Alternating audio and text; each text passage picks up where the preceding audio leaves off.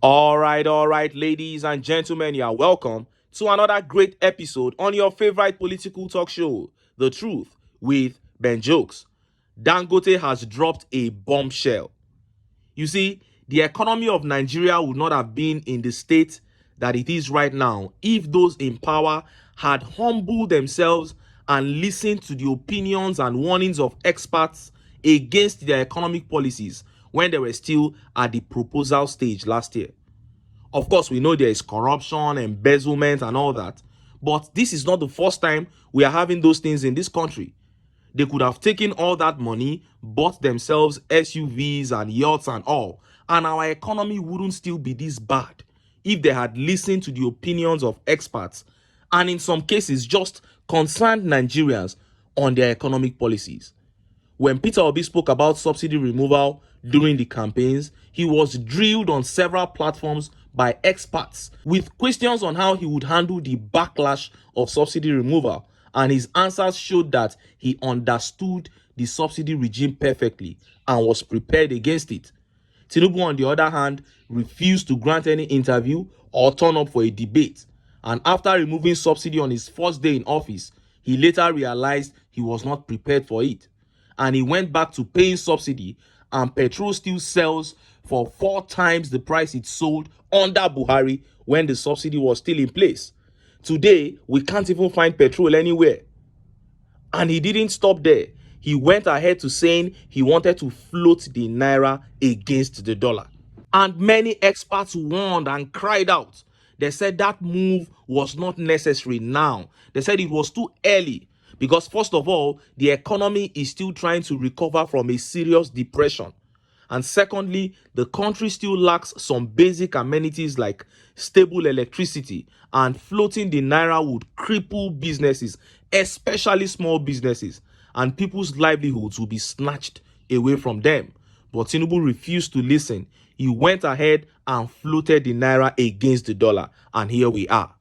Now, Dangote has come out to say Tinubu created a big mess by that unthoughtful action. Before I show you how he said it and how Nigerians reacted, let me quickly show you this update coming out of BORNO state, a state that was once governed by Tinubu's vice, Shettima. Look at how the papers reported it. Nigerian pensioners in BORNO earn 4,000 naira monthly, NLC. The Nigerian Labour Congress in BORNO says some retirees in the state were still being paid 4,000 naira monthly as pension. The NLC chair, Yusuf Inuwa, revealed this in an address on Wednesday in Maiduguri to mark the 2024 May Day celebration.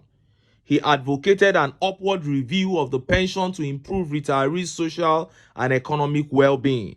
Your Excellency, we wish to table before you that at this moment, there are some pensioners who are still receiving 4,000 naira as pension per month, which is grossly inadequate. We therefore pray for His Excellency's intervention for upward review of the monthly pension, said Mr. Inuwa. He also called for implementing the national minimum wage, paying outstanding leave, and providing transport grants to local government employees in the state. Also, Babayo Hama, chair of the Trade Union Congress in BORNO, urged the state government to adopt the minimum wage approved by the federal government.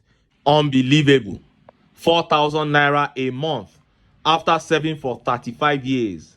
This is the same state that buys bulletproof cars for government officials, sponsor trips to Hajj, but they can't give their pensioners decent lives. And Tinubu's vice, Shettima, governed this state for 8 years. He didn't see anything wrong with citizens of his state being denigrated like this. And you think he's going to have mercy on Nigerians? And look at how Nigerians reacted. Look at some of the tweet reactions. This tweet here by Truth Has No Side says, I remember when people were saying Zulum was a great governor and should be president simply because he shared noodles during COVID-19. Oh, this is really a disappointment on the side of Zulum that he couldn't fix this. And this tweet here says 35 years service time to earn 4,000 naira. And Ibman replied, he said, why won't banditry be a better option in BORNO and other northern states? That is it. When you treat people who work hard like this, then you are discouraging hard work. And this tweet by Reformer Oluseun says, the state can afford to buy bulletproof SUVs for the leaders, but can only afford to pay those who served the state for 35 years 4,000 naira reward. It's so heartbreaking. And Anazodo here says, this is roughly $3 every month. Wow. And Anthony did a breakdown. He said 4,000 naira monthly is 48,000 yearly, 1.4 million in 30 years. And a decent politician buys one pair of slippers with that money. Same human being will likely fight or unalive for the same politician. That is the truth. What you will earn in 30 years, a politician in Borno State there can just use it to buy a pair of slippers, but he will send you to go and fight in the name of religion. He will tell you to go and defend your religion by fighting people so that he can stay in power. Nigerians need to wake up.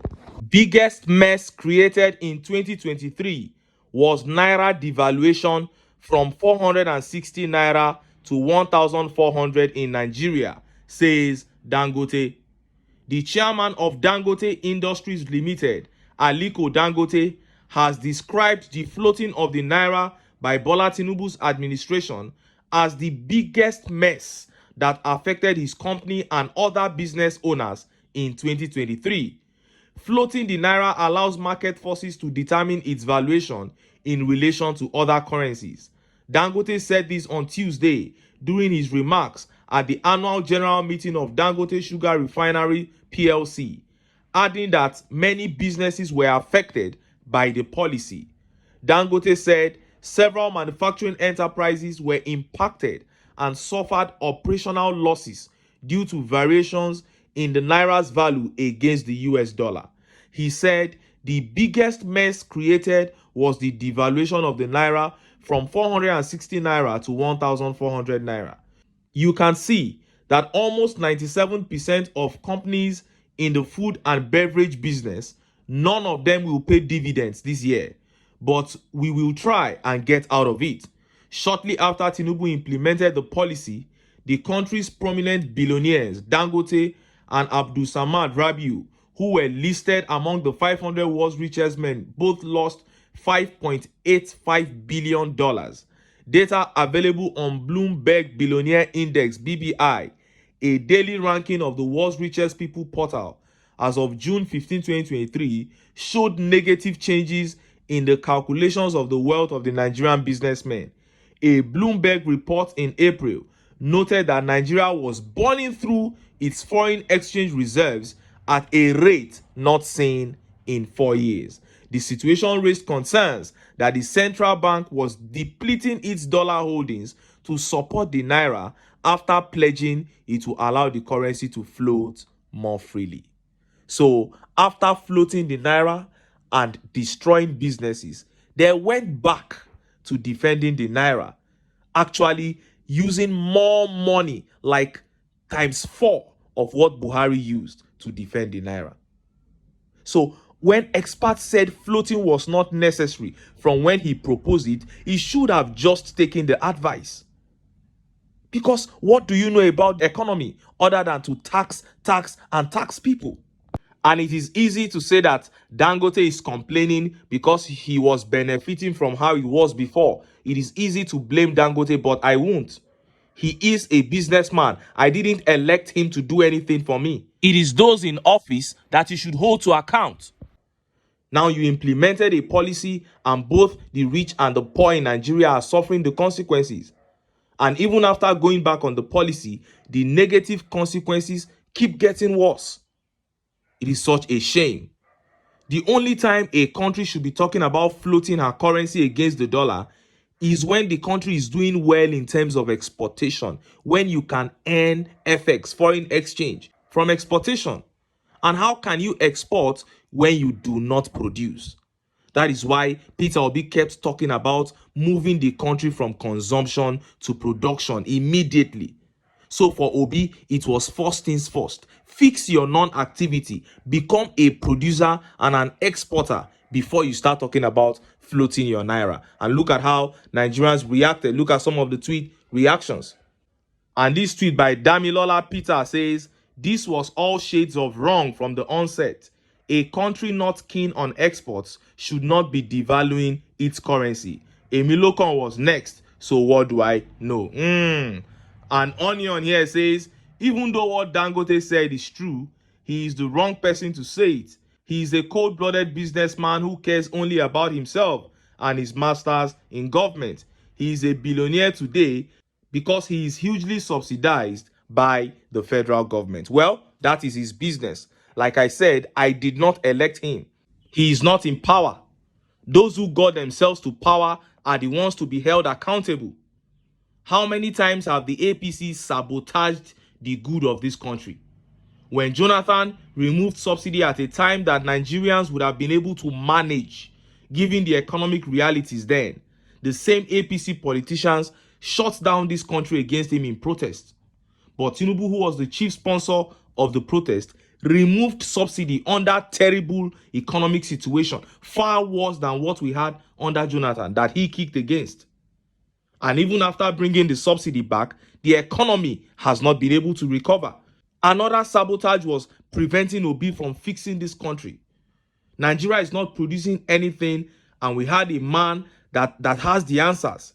He had everything planned out. He said we had to start from primary production, which is agriculture, because secondary production requires stable electricity. So he said while he is working on boosting Nigeria's power production to the needed capacity and fixing all the problems concerning distribution and transmission, massive agricultural revolution will be going on in this country. What a plan. But the APC scattered the will of the people. And this morning, somebody put up this tweet, a picture. Look at it. 87 naira. That was what a liter of fuel was selling under Jonathan. And Buhari and Oshibanjo came and scattered everything. And it feels like it was in the 60s. This was just 8-9 years ago. Now look at what we are facing currently in this country. If I show you a petrol queue, you will not believe these people are queuing up to buy petrol. See this video. You see that? This is happening in Sokoto. This is a fuel station in Sokoto. Keke Napep queuing up to buy fuel. And I can't show you this video to the end because of time. The video is as long as this entire video itself. Queuing up to buy fuel. Look at what is happening in Nigeria. You are selling at 1,000 naira. We still cannot find the fuel.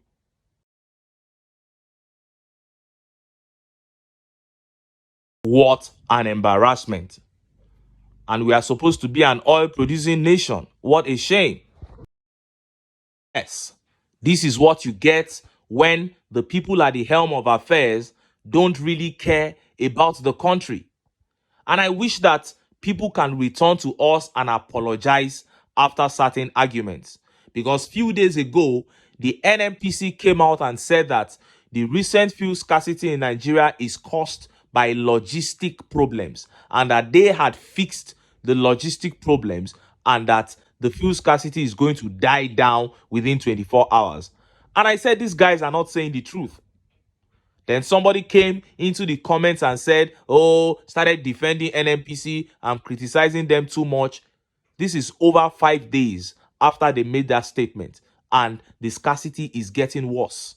Businesses are shutting down already. When we talk, people will not consider the negative impacts of these people's inefficiencies. All they come is to throw bigotry and fanaticism all over the place. And this is how Nigerians will continue to suffer if we don't put these sentiments aside and get ourselves together and do the right thing. But until then, make I still enter town. Make I go get some ogbonge political news where una go like. Why? Because of una. Now I dey here, so don't go away.